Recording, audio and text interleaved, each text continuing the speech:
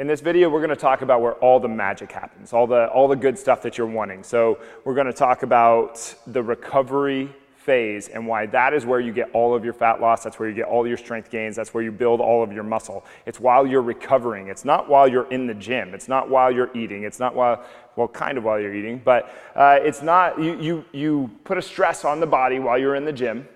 And then during the recovery phase is when the body responds to that challenge, to that stressor that you did put on the body. So the recovery phase is where all of the magic happens. It's where your muscle tissue does not grow while you're in the gym.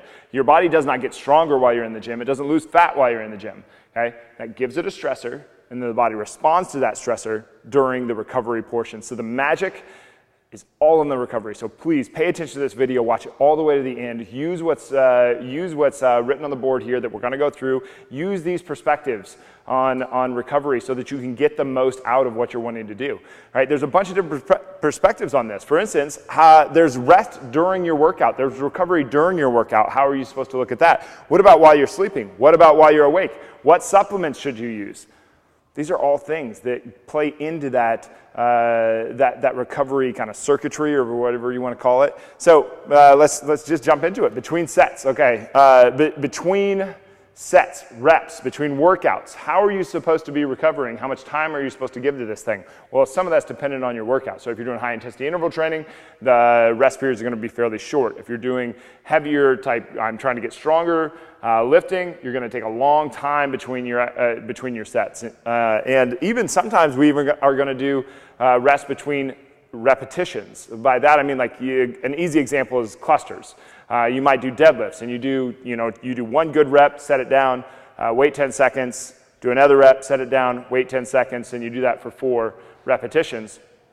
10 seconds in between each to give our body a different stimulus. We're going to move the bar at a different speed. There's different qualities of our body at play there that we're going to use. So what about between workouts? Well, between workouts, that's completely dependent on the program that you're doing right now too. You know, like when we looked at the Bulgarian method was that the athletes did 3 different workouts a day. So they woke up at, let's say, 6, they ate, they were training by 7:30, they're back in bed by, let's say, 8:30, 9 o'clock, and then they're back at it at noon, and then they're back at it at 6 p.m., and they're sleeping or eating in between each one of those cycles. Now, the thing that we found was that it wasn't their bodies that broke down. Their bodies did just fine. What broke down was their mind. And all that we really needed to do, because this is still a method used today by top elite athletes, is that we needed to add a social component. People kind of went crazy because they had no social life. So they added in, 1 or 2 hours at night of social time to allow them to have that component of their lives, and then everything got better. So it was very, very useful. But the thing is, like, you're doing 3 workouts a day. That sounds very much like overtraining, right? Their bodies did just fine. And it's because they're sleeping 15 to 17 hours per day. They're getting a ton of recovery. Your body cannot be overtrained. It can only be under-recovered. You can put your body through some rigorous stuff. You're so damn tough that you can't believe it. But you have to give it just massive amounts of recovery. And a foam roller is not going to, it doesn't matter how much you foam roll in between your workouts to a certain extent. At some point, you just can't foam roll the stress away. So between sets, between rests, between workouts, we have to be taking into consideration the recovery that we need, and you're not going to get away from sleep. Now, with sleep, the interesting thing is that not all hours of sleep are the same.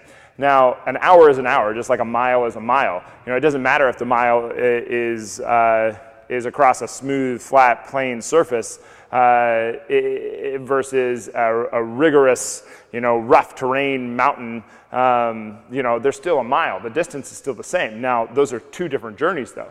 So we have to consider this. Now, what research is really pointing hard at is that not all segments of sleep are the same. So if you were to go to bed at 1 a.m. and wake up at 9 a.m., that's 8 hours, right?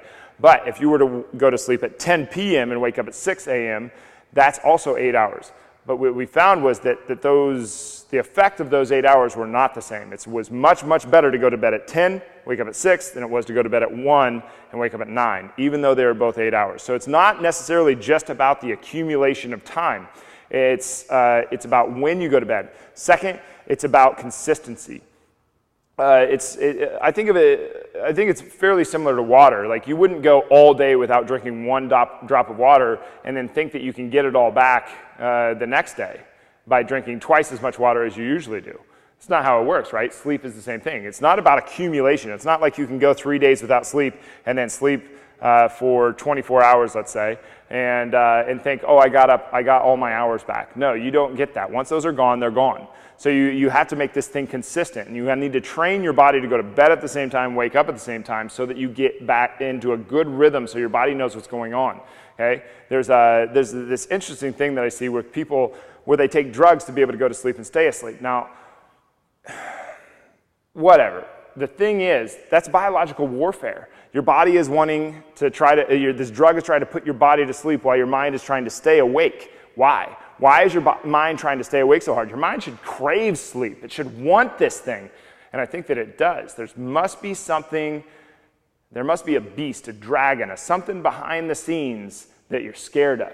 There's something on the other side of sleep that's scary. And I think that you have to confront that beast. I think that you have to confront the beast, okay, to be able to get to sleep. So I don't think sleep drugs are a good thing. I think that they're a bad thing. They avoid confrontation of that beast, and they're biological warfare. How are you going to get good sleep while your body and your mind are in this fight all night? So what about when you're awake? Well, when you're awake, you can be all stressed out in this bundle of nuts chaos, or you can relax and be very present and be right now. Now, I think that you can be a driver in any one of these scenarios. I think you can go with the flow if that's more your style too.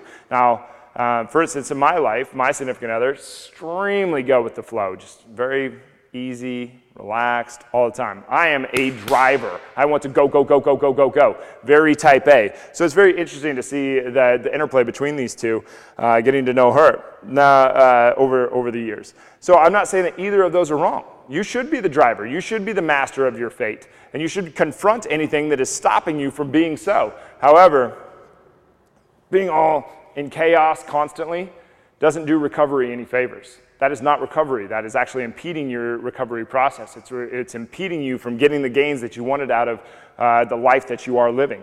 It's impeding the efforts that you put into the gym, into your nutrition, and into all this other stuff, just by being all crazy like that. Kind of like looking at your phone every 2 seconds. What changed? I don't know. But being, like I used to call it bored, is it boredom or is it relaxation? Okay? I don't think that it's boredom. Kind of like saying, well, I didn't do anything. Well, you didn't do anything? Maybe you relaxed. Maybe relaxation is an okay thing. I think it is when you get into the recovery thing. Being bored allows you, and being relaxed allows your mind to create new connections that it wasn't going to before. It allows you to get all of this magic that we're talking about by you got that stressor. Now your body has to respond to that, and it does so while you are relaxing. So laugh, relax, eat, have sex, have fun, work without chaos. You can go to work and not be all frantic and crazy.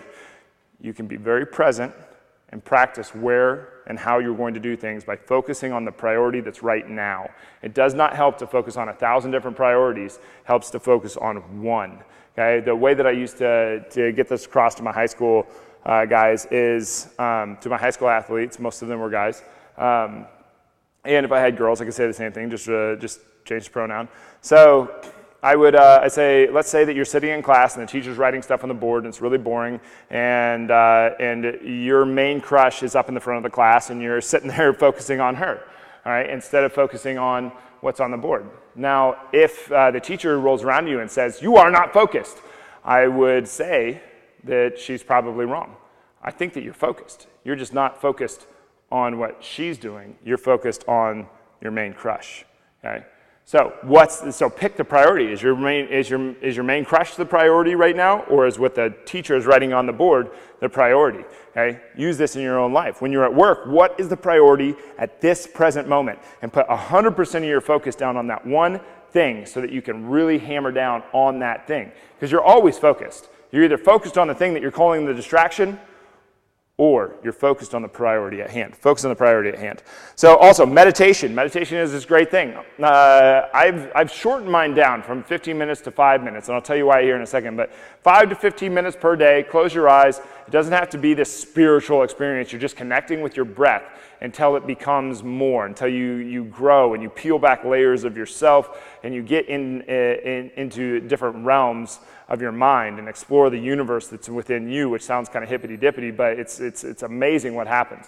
But you just sit in a chair, nice and tall, in through your nose, and out through your nose. Try to really drop your diaphragm into your pelvis.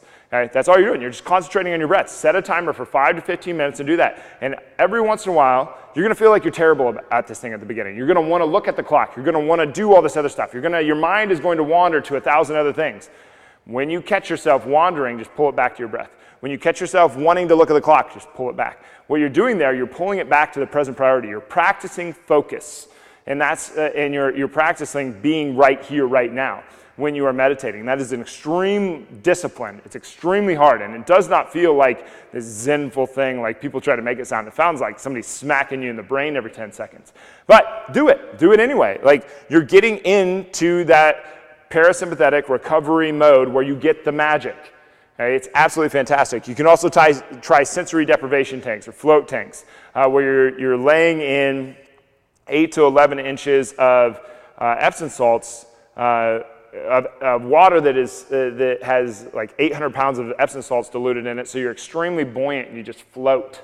There's no sound because your ears are covered with water, and there's no light. You can't see anything. And you just peel back the layers yourself. You go for, like, let's say 30 to 90 minutes, and it's like this very, very, very deep and forced meditation where you can't reach for your phone, you can't look at the timer, you can't do any of this other stuff, and you're forcing this recovery. So you fit basically a 6-hour nap into about 90 minutes. That's basically what it feels like. Sometimes it feels like 36 hours that you're sitting inside this tank. Sometimes it's awful, sometimes it's a nightmare, sometimes it's absolutely fantastic. It's all these different experiences, and you're getting in touch with these different aspects of you.